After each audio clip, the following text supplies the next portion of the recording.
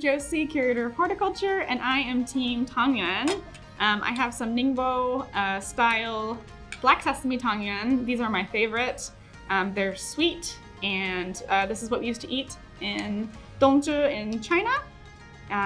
It's also usually my husband's birthday, and so we often eat hot pot that day too. Definitely team Tangyuan.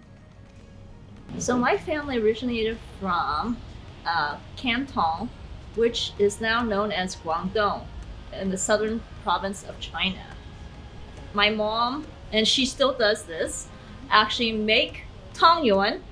So it's kind of like dumplings. They're white and glutinous, and it is actually some with stuffing, so pork, minced pork stuffing, or some without, and you put it in a soup, and it is shared by family and friends all together.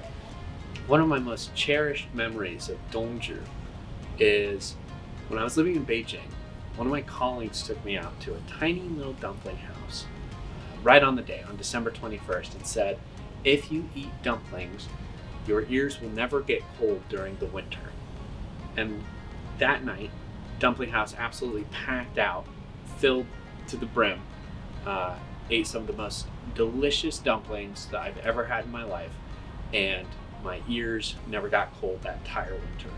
So I am Joel Senecal. I am firmly Team Dumpling.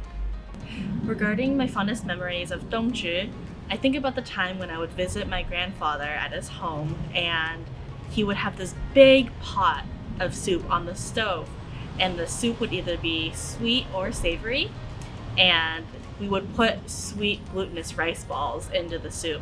So he would have a stool next to the stove, and I would stand on it, and he would teach me how to make and flatten the sweet glutinous rice balls and put the fillings in it, like black sesame or minced meat. So depending on if you wanted sweet or savory, the point is to have a hot soup with the sweet glutinous rice balls. So it was my grandparents and my mother and my uncle, so we would all sit together and eat this hot soup and just enjoy our time together and celebrate the winter solstice.